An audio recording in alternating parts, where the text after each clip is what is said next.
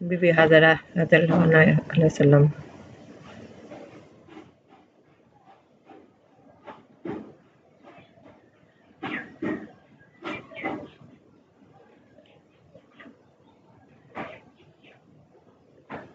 হযরত বিবি হাজারা রাহমাতুল্লাহি আলাইহি সাল্লাম মিশরের অত্যাচারী বাদশাহ ফেরাউন সাদুন বিশাল রাজ্য প্রতাপশালী বাদশাহ সাদুন দুর্দান্ত প্রতাপে রাজ্য শাসন করেছিল।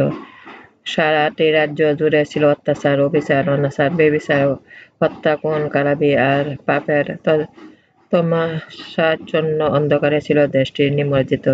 ফেরাউন বলতে সেই অত্যাচারী মহাপাপিষ্ঠ বাদশাকে বোঝা যে নরপিশাচ পাপাত্মা হযরত মুসা আলাইহিস সালামের যমুনা নিজেকে খোদা বলে দাবি করেছিল এবং পুণ্যবতী বিবি আসিয়া তার সন্তানকে উত্তপ্ত তেলের ভিতরে দগ্ধ করে হত্যা করেছিল।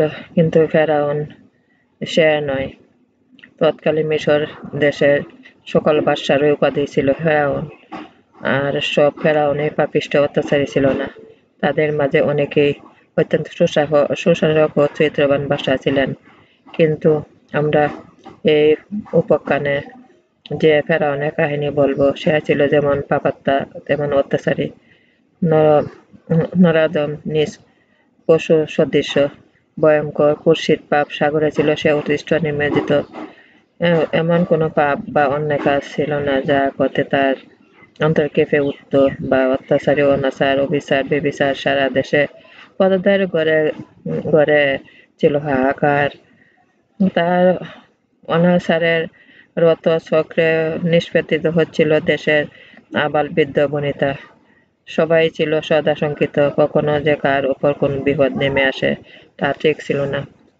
সারাটি রাজ্য ছিল এক নিরাশা আর আতঙ্ক কালো ছায়া নিমজ্জিত।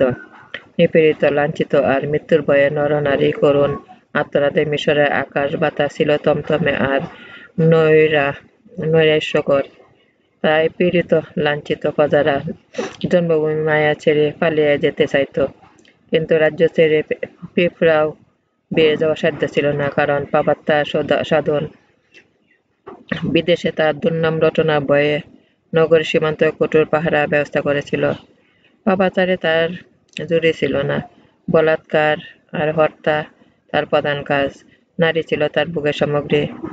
পাপাচারের লম্পট এমন জঘন্য কামুক ছিল যে কোনো ক্রমে সে জানত পারত অমুকের কন্যা, বোন, স্ত্রী, সুন্দরী, রূপসী, তাহলে তার রক্ষা ছিল না। যেমন করে হোক চলে কৌশলে তাকে ছিনিয়ে এনে রাক্ষসী পাপ ক্ষুধা শিকারস্বরূপ নারীত্বের শ্রেষ্ঠ সম্পদ লুণ্ঠন করেই ছাড়ত। নারীত্বের এই অবমাননা ছিল সাধনের কাছে নিত্য নতুন আনন্দ আর কৌতুক ব্যাপার।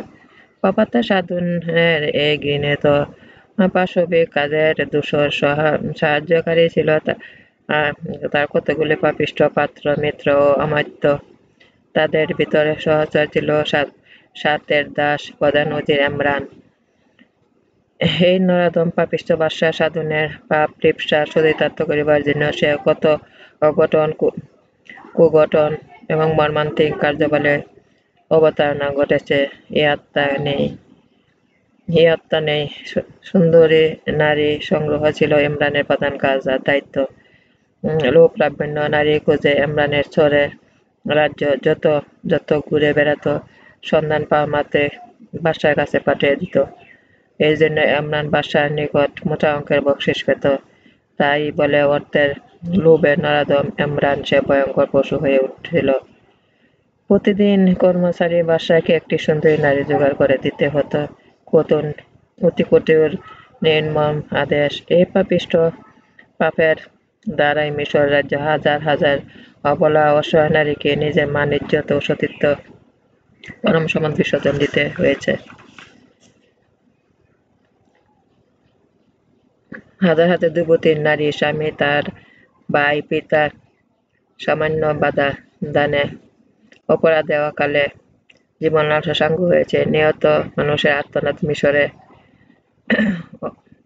আকাশ বাতাস বেদনার্ত হয়ে উঠেছে। তাজা রক্ত দ্বারা লালে লাল হয়ে গেছে নীল দরিয়ার পানি। কিন্তু কে এর প্রতিকার করবে? কে সেই পাপাত্মা রোষ রুশ বনহের সম্মুখে নিজের প্রাণ বলি দিবে। তাই পাপাত্মা সাধন তার পাপ লালসা চরিতার্থ করে চলেছে দিনের পর দিন।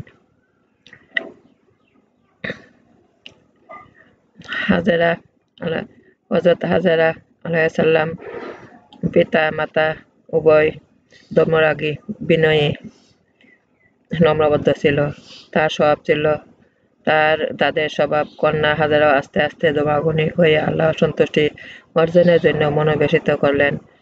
সারা মিশর নানাক্রম পাপাচারে নির্গত হলেও হাজেরার পরিবার তার ঢেউ আসতে লাগতে পারেনি। তাদের জীবনে মূল্যবান সময়টুকু আল্লাহর উপাসনা আরাধনা অতিবাহিত করেছিলেন। তাদের জীবনে বিশ্ব নিয়ন্ত্রণ আল্লাহ রাব্বুল আলামিন বিধানের বিপরীতে কোনো কাজ হয়নি। কোনো পাপ কলঙ্কিত তাদের স্পর্শ করেনি। পিতা-মাতা উত্তম সব দিন পরিবেশের মধ্য দিয়ে কন্যা হাজেরার জীবন অতিবাহিত হয়ে উঠল। তাদের চাচি গোরা পিতা-মাতার মতো কন্যা হাজেরার ছিল বিনয়ী, মিষ্টভাষী, ধার্মিক। কন্যা হাজেরার চাল চলন স্বভাব চরিত্র পিতা-মাতার পাড়া প্রতিবেশী সবাই খুশি ছিলেন।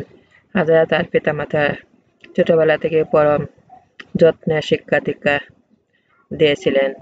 তারা বুঝতে পেরেছিলেন যে তাদের আদরের দুলালী কন্যা হাজেরা ভবিষ্যতে আল্লাহর নেকি বান্দা হবেন।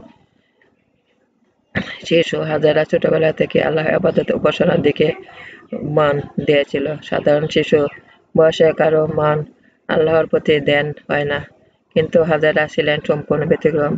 শিশুকন্যা হাজেরা বয়স দিক দিয়ে বড় হতে লাগলো। তার পিতামাতা তার তত আনন্দে ভরে উঠেছিল। শিশুকন্যা হাজেরা কৈশোর পেরিয়ে যৌবনে সীমান্ত উপনীত হলো। যৌবনে পদার্পণ করার পর পিতা-মাতার হৃদয় চিন্তার ভাব জন্ম নিল, কারণ হাজেরা এখন ষোড়শী যুবতী। তার পিতা-মাতার বসবাস ছিল এমন এক রাজ্য যে দেশের বাদশা পাপাত্মা পাপাচারী। ইতিহাসে তার নাম বাদশা সাধুন। অত্যাচারী ক্ষুধাদ্রোহী বাদশা সাধুদের নির্যাতিত প্রতি মহল্লায় ঘরে ঘরে মানুষ আতঙ্ক সংকেতিত। পাড়া মহল্লা সবাই যুবতীকে মেয়েদেরকে নিয়ে ভয়ঙ্কর সংখ্যা দিন কাটায়। নয় পিশাচ পাপিষ্ঠ বাদশার অনুচরেরা সুন্দরী যুবতী মেয়েদের সন্ধানে যথাযথ রোহা ঘুরে বেড়ায়। তাই হাজেরা পিতা-মাতা তাকে নিয়ে চিন্তা ভাবনার মধ্যে দিয়ে অগ্নিজ্ঞ দিন কাটায়। কখনো যে পাপাত্মার চোখে ঘটে যায় কোনো অঘটন, তাই হাজেরার পিতা-মাতা তাকে তাদের চোখের সামনে সর্বদা রাখত। বাসগৃহ থেকে এক মুহূর্তের জন্য বাইরে দিতে যেত না। হাজেরাকে নিয়ে তার পিতা-মাতা বেশি চিন্তা পড়ে গেল। অপরদিকে হাজেরার বিবাহ দেওয়ার জন্য পিতা-মাতা সৎ পাত্র খোঁজাখুঁজি করেও পাচ্ছে না। সুন্দরী বালিকা, অঢেল যৌবন, পিতা-মাতা মনে শান্তি নেই, খাওয়া দাওয়া নেই, কেবল হাজেরার চিন্তা কিভাবে তাকে বিবাহ দেওয়া যায়। সর্বদা মান ইজ্জতের ভয় করত। শেষ পর্যন্ত তারা ভাবল, চিন্তা করে যে কোনো লাভ নেই, সবাই তো বিশ্বের নিয়ন্ত্রণ আল্লাহ রাব্বুল আলামিনের হাতে। মান ইজ্জত দিবার মালিক তিনি তার অসম্মান করার মালিকও তিনি। তার উজ্জ্বল স্বাক্ষর বহন করে মহাগ্রন্থ আল কোরআনে আল্লাহ বলেন, আমি যাকে ইচ্ছা সম্মান প্রদান করি, যাকে ইচ্ছা অপমানিত লাঞ্ছিত করি। সূরা আল ইমরান আয়াত ২৬। হাজেরার পিতা-মাতা পাপাত্মা সাধনের রাজ্য একটি অখ্যাত পল্লীতে ছোট একটি পরিবারে বাস। মাত্র ৩ জন লোক সে পরিবারে। মা-বাবা তাদের ষোড়শী যুবতী কন্যা হাজেরা। সচ্ছল না থাকলেও কোনো রূপ অভাব অনটন ছিল না। তাদের মা-বাবা আর কন্যা সবাই ছিল বিনয়ী, ভদ্র, শালীন, তেমন ধর্মানুরাগী। সারা মিশর দেশে পাপের বন্যায় ভেসে গেল, পরিবার তার ঢেউ এসে লাগতে পারেনি। বাবা চরিত্র বল ছিল অদ্ভুত। সৎ কাজ, সৎ চিন্তা, প্রভুর উপাসনা অতিবাহিত হচ্ছিল তাদের জীবনের দিনগুলো। কোনো পাপ পঙ্কিলতা তাদের স্পর্শ করতে পারেনি। মা-বাবার মতো কন্যা হাজেরাও ছিল যেমনি মিষ্টভাষিণী, তেমনি ধার্মিক ও চরিত্রবান। তার সব চরিত্র ধর্মানুরাগে মুগ্ধ ছিল। বাপ মা, আত্মীয় স্বজন আর পাড়া প্রতিবেশী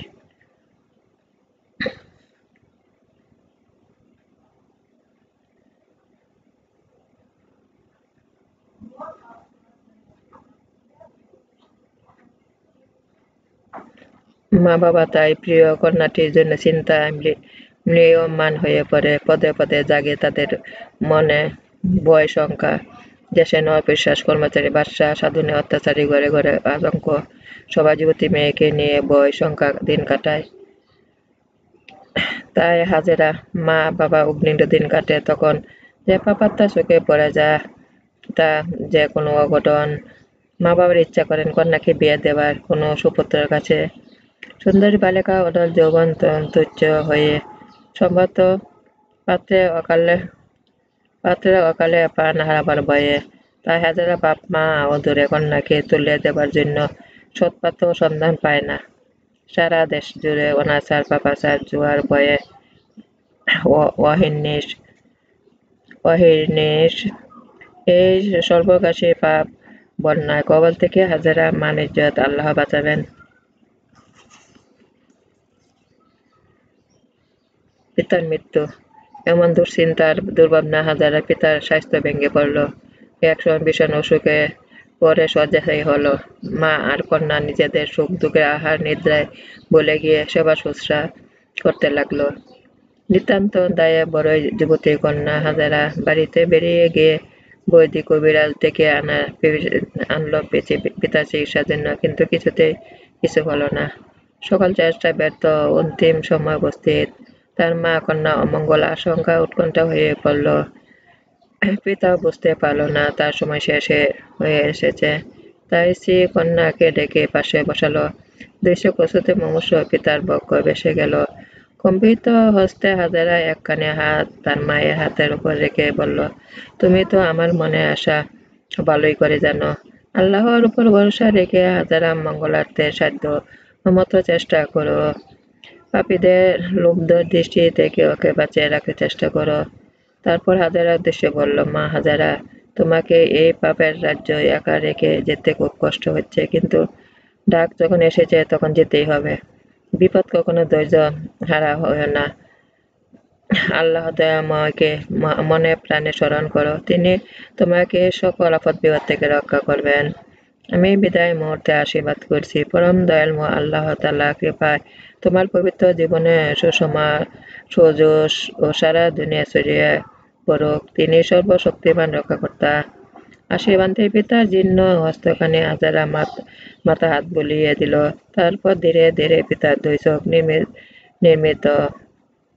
নির্মিলিত হয়ে পড়ল।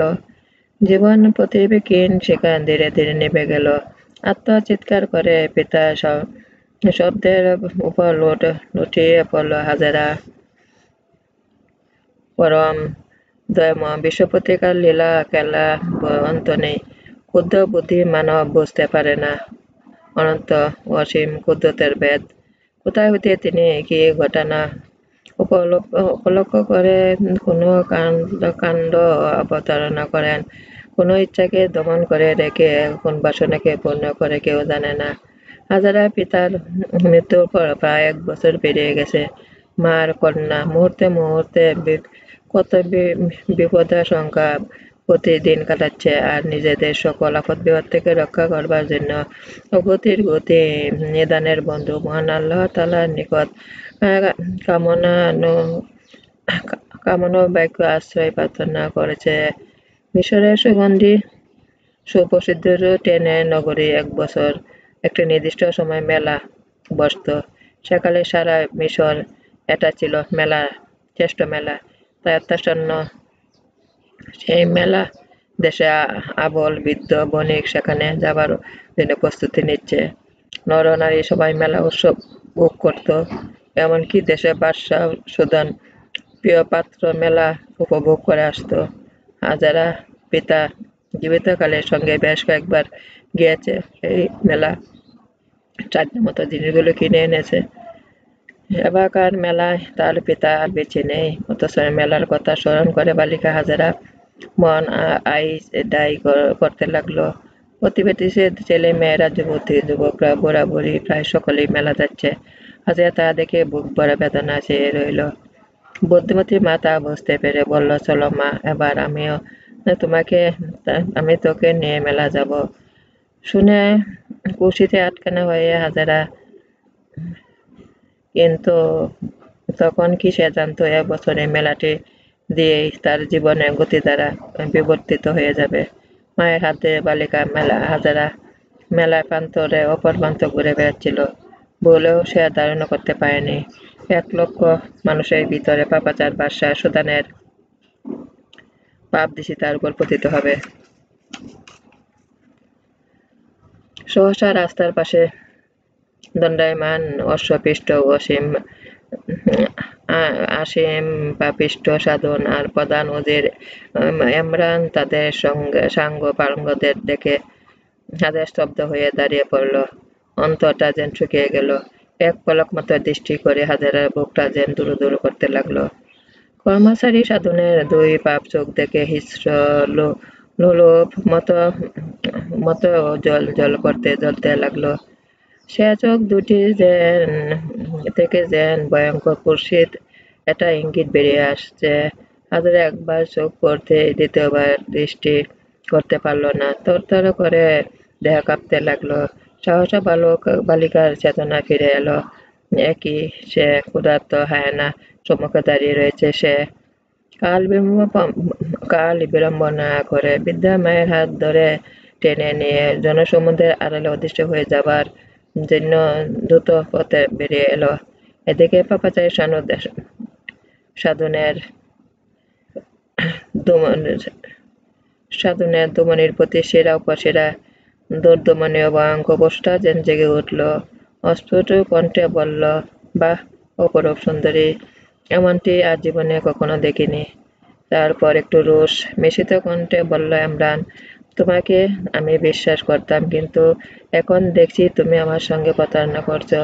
পাপিষ্ঠ এমরান বুঝতে না পেরে বলল যে সে কি জাহাপনা, আপনার সঙ্গে প্রতারণা করবার দুঃসাহস আমার নেই কেন? কি করে হবে?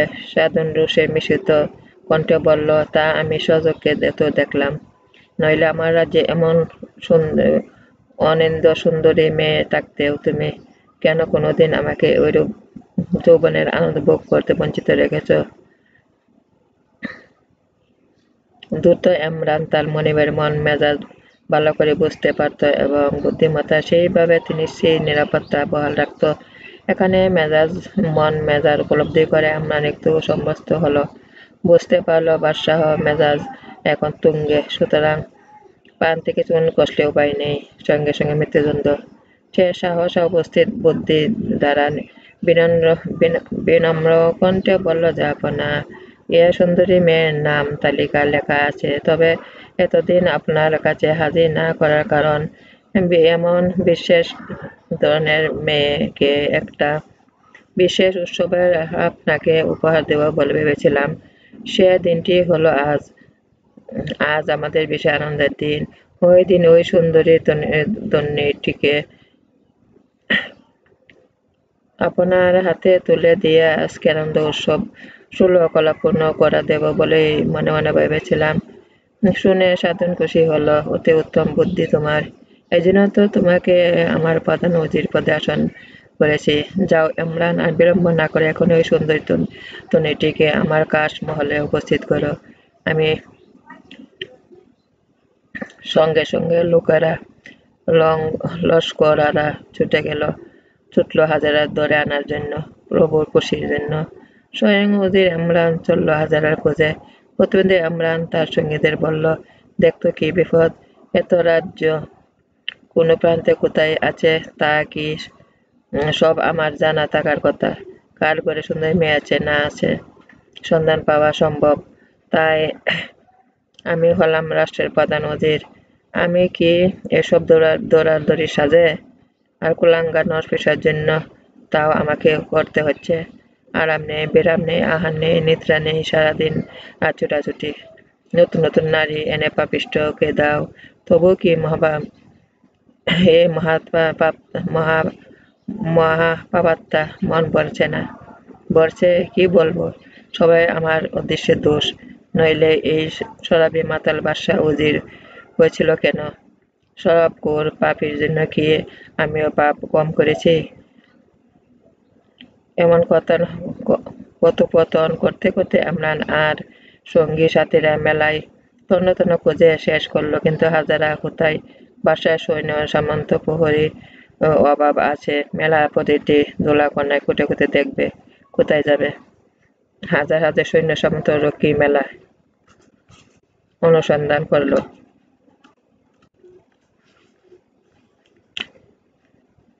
ইমরানের মাথা যেন আকাশ ভেঙে পড়ল। কোনো মুখে বাদশার সামনে উপস্থিত হবে ভাবতে ভাবতে ইমরান চোখ যেন ফুল দেখতে লাগলো। আবার খুঁজবার জন্য হুকুম করলো। কম বয়ে 7 বার তন্ন তন্ন করে অনুসন্ধান করে ওই জুড়ে মেলাটি জুড়ে। এমন কয়েকবার ঢোক গিলে বলল বাদশাহ নামদার। সে কথা বলতে সে ভয়ে প্রাণ শঙ্কিত হয়ে উঠল। কেন বন্ধু, আমার প্রাণহরণকারী কি কোনো অকল্যাণ ঘটেছে? না জাহাপনা, মেয়েটিকে আমরা খুঁজে পেলাম না।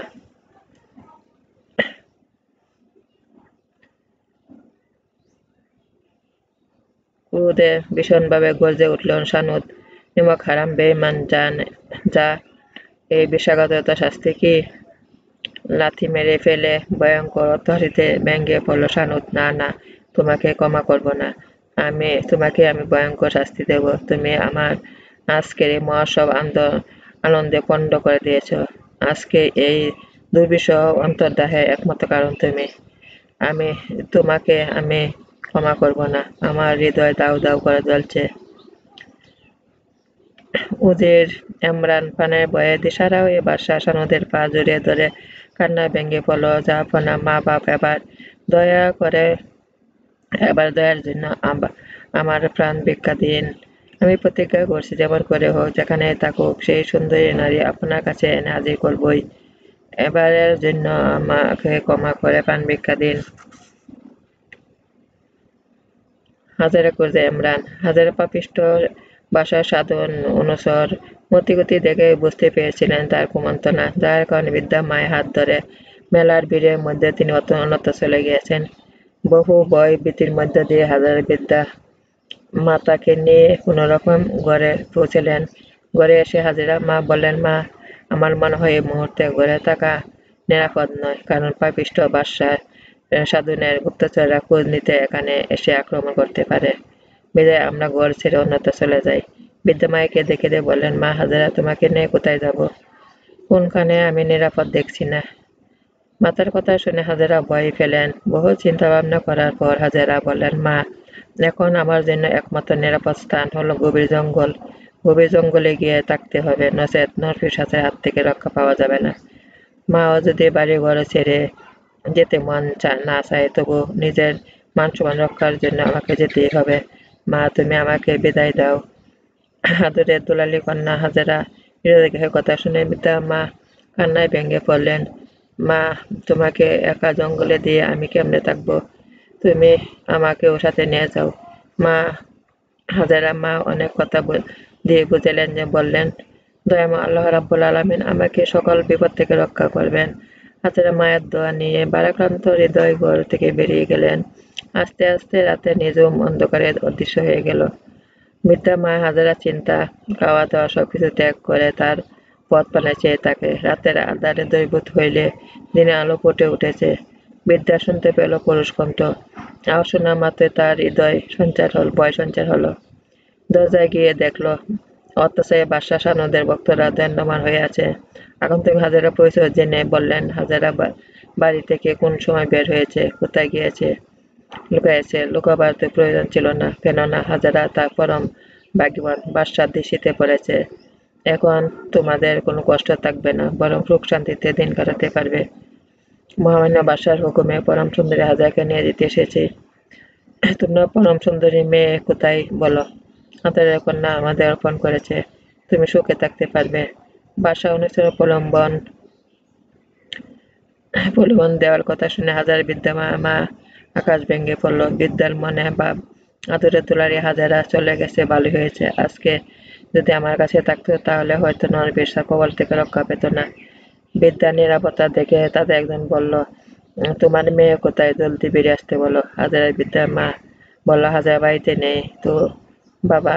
বৃদ্ধার কথা শুনে চিৎকার দিয়ে বলে উঠল, এসব বাহানা বুঝি না, হাজেরা কোথায় বলো? বৃদ্ধা কাকুতি মিনতি সহকারে বললেন, মেয়েটা রাতের আধারে কোথায় যে গেল তা আমি জানি না। বৃদ্ধা মায়ের যতই বলে আমি জানি না, ততই রাগ বৃদ্ধি পায়। আগন্তুক অনুশয্যের মধ্যে জোরালো কণ্ঠে বলে উঠল, এসব বুঝি না, পরম সুন্দরী হাজেরা কোথায় দিতে হবে।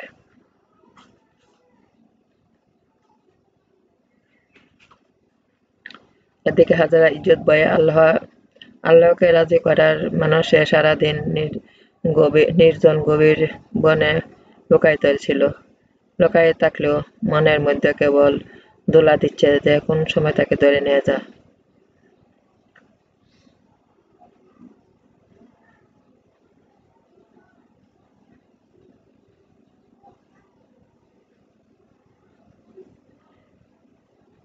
মেয়েটি তার মায়ের কান্না আদর সান্ত্বনা দিল, কিন্তু হাজারা মায়ের সুখে ফুঁফিয়ে কাঁদছেন, চোখের পানি ঝরছে এবং বলছে, জালিমরা, আজ তোমাদের জন্যই আমি আমার মা গৃহত্যাগী হয়েছি। হাজার পাপিষ্ঠ বাদশাহ তার অনুসদের ভাবভঙ্গি দেখে তাদের কুমতলবের উপলব্ধি করতে পেরেছিল।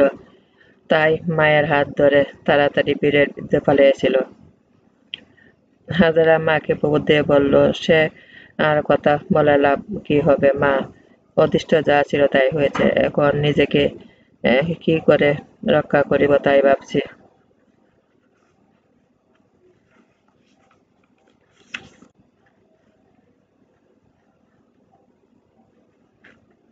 কন্যার কথা শুনে বৃদ্ধা মা কান্না ভেঙে পড়ে বলল, তোমাকে সহায় সম্বল একাকিনী জঙ্গলে ছেড়ে দিয়ে আমি কি করে থাকবো মা, তার চেয়ে তুমি আমাকে নিয়ে যাও।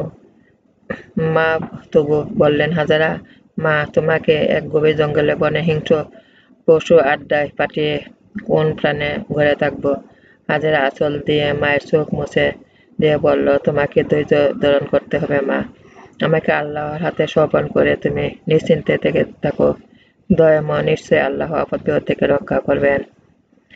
মায়ের কথার উপর হাত রেখে বলল, দোয়া করি মা, আল্লাহ তোমাকে সহায় হন। তারপর হাজেরা মায়ের কদম বুঝি করে চোখের অশ্রু মুছিয়ে দিয়ে ঘর থেকে বেরিয়ে এলো। আস্তে আস্তে রাতে নিশীথ অন্ধকারে অদৃশ্য হয়ে গেল। কত রকম আকুতি মিনতি স্নেহময়ী মা দুঃখিনীর কন্যা মঙ্গলের জন্য আল্লাহ তারা দরবারে করুণ প্রার্থনা করতে লাগলো। কখন যে রাতে অধিক অন্ধকার দুর্বৃত হয়ে আলো ফুটে উঠেছে শুনে বিদ্যা মাথাটা ঘুরে গেল। যে ধারণা করছিল সত্যি পাপিষ্ট। বিদ্যা মৌনতা দেখে একজন হেঁকে বলল, হে বুড়ি, কোথায় তোমার কন্যা, জলদি বেরিয়ে আসতে বলো। আর একজন গর্জে উঠে বলল, মিথ্যাবাদী বুড়ি, তুমি নিশ্চয়ই জানো তোমার মেয়ে কোথায় লুকিয়ে আছে।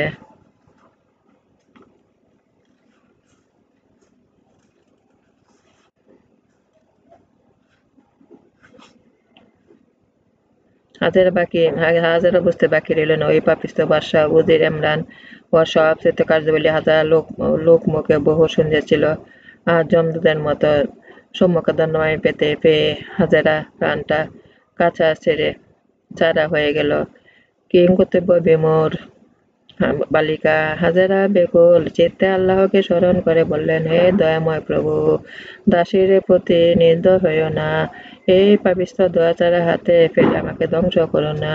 তুমি তো দাসীকে এরূপ সৌন্দর্য দিয়ে সৃষ্টি করেছ, সুতরাং একে রক্ষা করবার দায়িত্ব তোমার হাতে।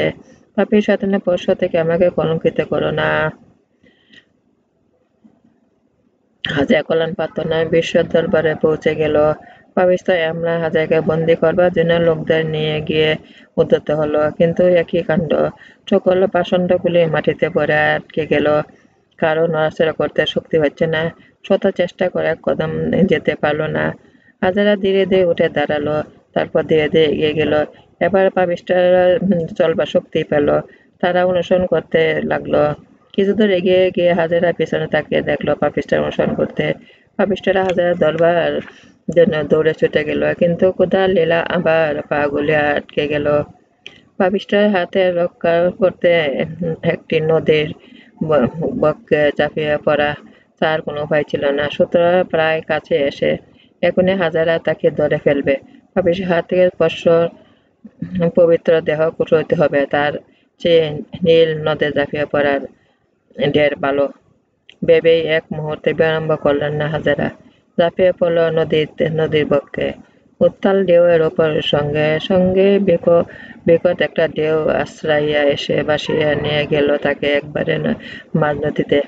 এদিকে সঙ্গী পাপিষ্ঠ এমরান ছুটে এসে নদীর তীরে দাঁড়ালো। তাকে দেখতে পেল হাজেরা মাঝ নদীর ঢেউয়ের সঙ্গে হাবুডুবু খাচ্ছে। এমরান তার লোকবলকে নদী ঝাঁপিয়ে পড়ার আদেশ দিল, কিন্তু কে যাবে ভয়ঙ্কর উন্মিমুখর নদী ঝাঁপিয়ে পড়লে ওতে প্রাণটা অকালে হারাতে হবে। যাকে বাদশা ধরে পৌঁছানো মাত্র লক্ষ টাকা পাওয়া হয়, তাকে নদী থেকে উঠিয়ে আনতে পারবে না? একজন বলল, এটা আপনার বাড়ির পুকুর নয় উজির সাহেব, দেখতে তো পাচ্ছেন কি ভয়ঙ্কর ঢেউ, এতে ঝাঁপিয়ে পড়লে কি উপায়? অন্য একজন উজির বলল, উজির সাহেব, এটা যুদ্ধক্ষেত্র নয়, নদীর ঢেউ, তলোয়ারবাজি চলবে না। নদীর তীরে একা রইল পাপিষ্ঠ এমরান, আর সঙ্গীদের অকথ্য গালিগালাজ করতে লাগলো। এমরান এগিয়ে গিয়ে বলল, মেয়েটিকে বাদশার কাছে পৌঁছানোর নির্দেশ দিয়েছে, ওর খোঁজে আমি এসেছি। তারপর জেলেদের দ্বারা একটা পালকি এনে সঙ্গীহীন হাজারকে নিয়ে এলো ইমরান। পাপিষ্ঠ সাধন কারাগারে একটি সজ্জিত কক্ষে হাজারকে বন্দী। কারাগারের নামে আখ্যায়িত হলো উহা মহলের ভিতর একটি সুন্দর বালাখানা কক্ষ। বন্তরে স্বর্ণ পালঙ্ক মণিমুক্তা আসবাবপত্র দিয়ে পান্না যা লণ্ঠন সুন্দর বর্ণ বৈচিত্র্য সজ্জিত। এই বালাখানা দাড়ি প্রহরী দাসী কিঙ্কর সবাই নারী। কোনো পুরুষ এখানে ভুলেও ঢুকতে সাহস পায় না, কারণ পাপাচারী সাধন কোনো শরিক বা বংশীয় যুবতীয় নারীকে পাপড়ি সচরিত করার জন্য নিয়ে আসে, তখন তাদের সঙ্গে এখানে পাপে লিপ্ত হয়। এখানে বিদ্যা পরিচারিকা এসে বলল, মা, তোমার জন্য একটি কক্ষ এমনভাবে সাজানো হয়েছে, তুমি এখানে থাকবে।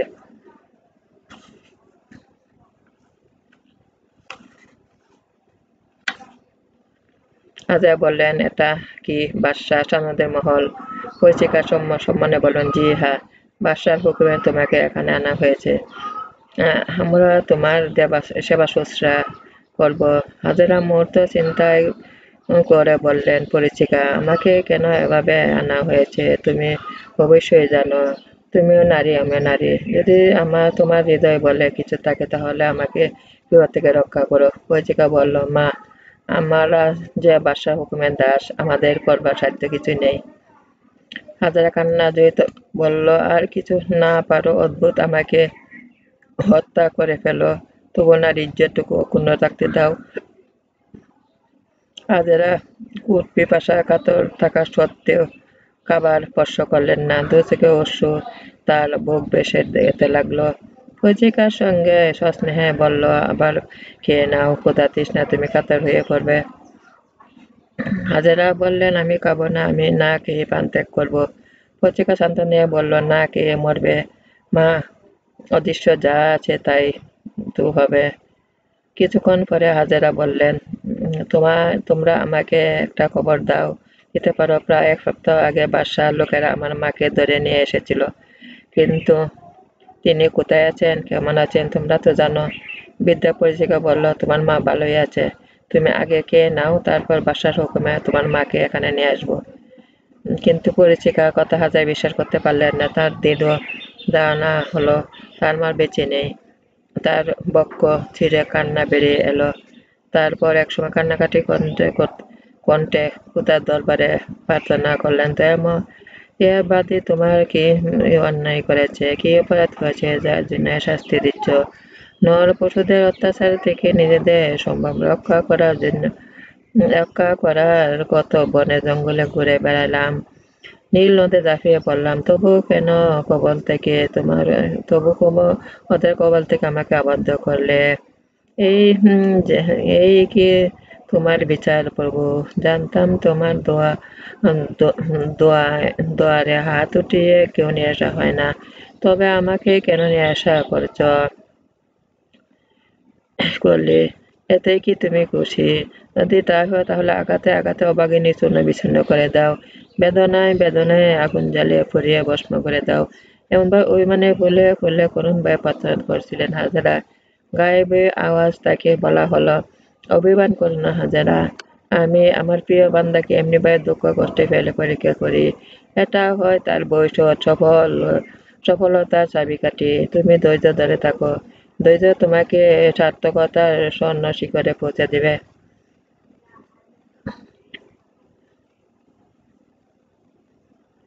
ধ্যানমগ্ন হাজেরা শুধু চেয়ে রইল, মুখ ফুটে কিছু বললেন না।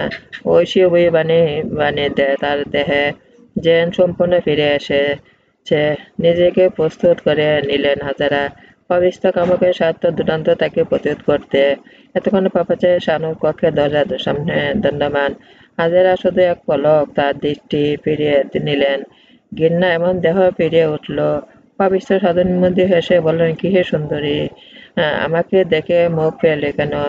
আমি কি মধুর সম্ভাবন কণ্ঠ কক্ষ কক্ষ বন্তরে ডেকে নেব না প্রিয়তম? শুনে হাজারা কিছু বললেন না। ঘৃণার ক্রোধে দেহটা যেন ফেটে করতে লাগলো। পাপাচারী সাধন চোখে কিছু কহে প্রিয়তম, লজ্জা নাকি? কি লজ্জা কিসের? এখনই তুমি আমি ছাড়া আর কেউ নেই, এসো। বাদশার নেকামি হাজারা যেন সাহসাক্রান্ত হয়ে উঠলে কি বলবেন ভেবে পাইলেন না। পাপিষ্ঠ শানু পুনরায় বলল, সুন্দরী, আমাকে বরণ করে নিলে তোমার লাভই হবে। আমার ধন ঐশ্বর্য বিষয় বৈভব সবই আমি তোমার হাতে তুলে দেব। মহলের দাসী রক্ষী সবাই তোমার হুকুমে পালন করবে। সাধন তোমার অনুমতি ব্যতীত কোনো কাজ করবে না। এসো সুন্দরী, আমাকে হাসিমুখে বরণ করে নাও। হাজেরা নীরব রইলেন। বাদশাহ কথাগুলি শুনে নীরব চিন্তা করতে লাগলেন। বাদশাহ তাকে নীরব দেখে এক গভীর কণ্ঠে বললেন, সুন্দরী, আমাকে তুমি দুর্বল মনে করো না। আমি দুর্বল নই। আমার আমার কথা শেষে রাজি না হলে আমার অধিকার আমি সবলে আদায় করে নিয়েছি, কিন্তু তোমার কথা স্বতন্ত্র।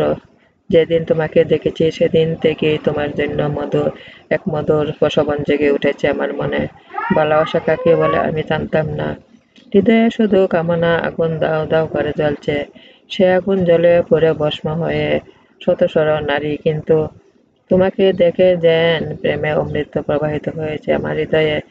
তুমি যদি রাজি হও তাহলে তোমাকে ন্যায়ভাবে আমি গ্রহণ করব, এমনকি তোমার সাম্রাজ্ঞী রূপে বরণ করে নেব। কিন্তু যদি আমার গর্ব দেখা অহংকার করে আমাকে অবজ্ঞা করো, তাহলে আসল রূপ তোমার সম্মুখে হাজির হব। হাজেরা দেখলো নর বিশ্বাস পাপে কোনো বিশ্বাস নেই। অস্বীকৃতি জানালে জোর করে হয়তো আক্রমণ চালাবে। নিহত অবলা নারী তিনি নিজেকে রক্ষা করা হয়তো আর সম্ভব হলো না। একটু পরে কৌশলে আশ্রয় নিয়ে বললেন, এত অজিত হয়েছেন কেন বাদশাহ? তোমার কথা শুনে আমার মন বিরাট একটা আশা জেগেছে। তুমি সত্যি আমাকে বেগম রূপে গ্রহণ করো, তাহলে আমার পক্ষে সৌভাগ্যের কথা। তা আমি ভেবে চিন্তে দেখবার জন্য সময় দিতে হবে।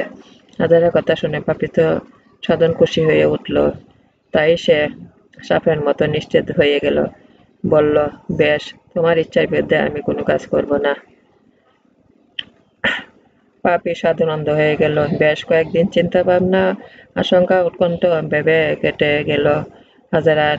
এই কয়েকদিন নির্দেশে বসে প্রভুর উপাসনা বন্দী করতে লাগলেন। এদিকে পাপিত সাধন প্রতিদিন হাজারের তরফ থেকে আহ্বানের জন্য প্রতীক্ষা করতে লাগলো। কিন্তু বেশ কয়েকদিন হয়ে গেল, হাজারা কোনো সাড়াশব্দ না পেয়ে আবার সে উতলা হয়ে গেল। বাদশার মনে হাজেরা সম্বন্ধে আর চাঞ্চল্য ছিল না। হাজেরাকে সে পেয়ে বলে ধারণা করেছিল মিলন একটু বিলম্ব অসুবিধা। তাই একদিন এসে বন্দির কক্ষে দণ্ডায়মান হয়ে হাজেরাকে ডেকে বলল, কি হে সুন্দরী, তোমার মতবাদ ঠিক করেছ?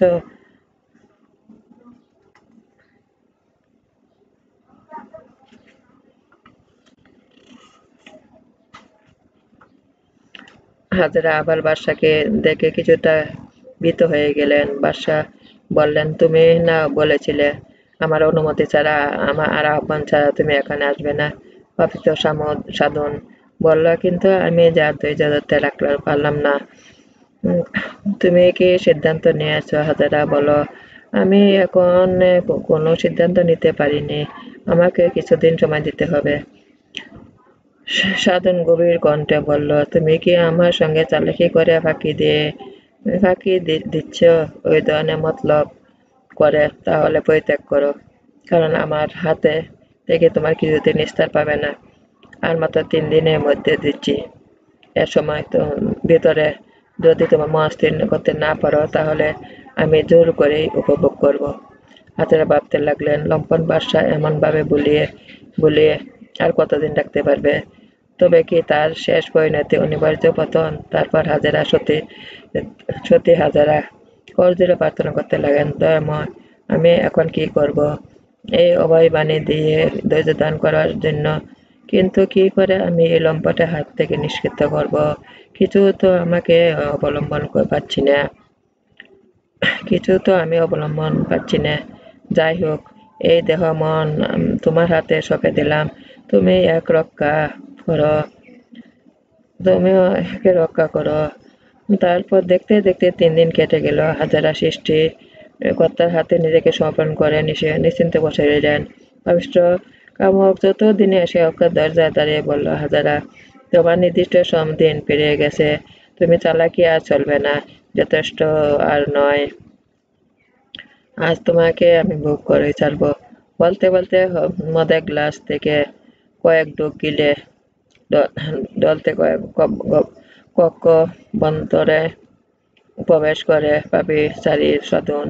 হাজার দেখে নেশায় মাতাল পাপিষ্ঠ বাদশাকে ঠেকাবার জন্য আজ কোনো পথ নেই। তিনি ক্রুদ্ধ কণ্ঠে বললেন, বাদশা, নিজেকে সংযত করো। যদি নিস্তার চাও, তাহলে পাপ বাসনা পরিত্যাগ করো। মহাশক্তি আল্লাহ ওর শুনে পাশবিক হাসিতে উল্লাস হয়ে পড়ল সাধন।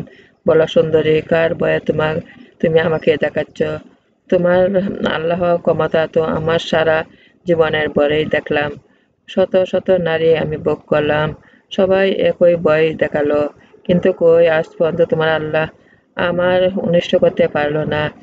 হাজেরা ক্ষুব্ধ কণ্ঠে বলল, পাপিষ্ঠ, আল্লাহর বিরোধী কেউ রক্ষা পায়নি, তুমিও পাবে না।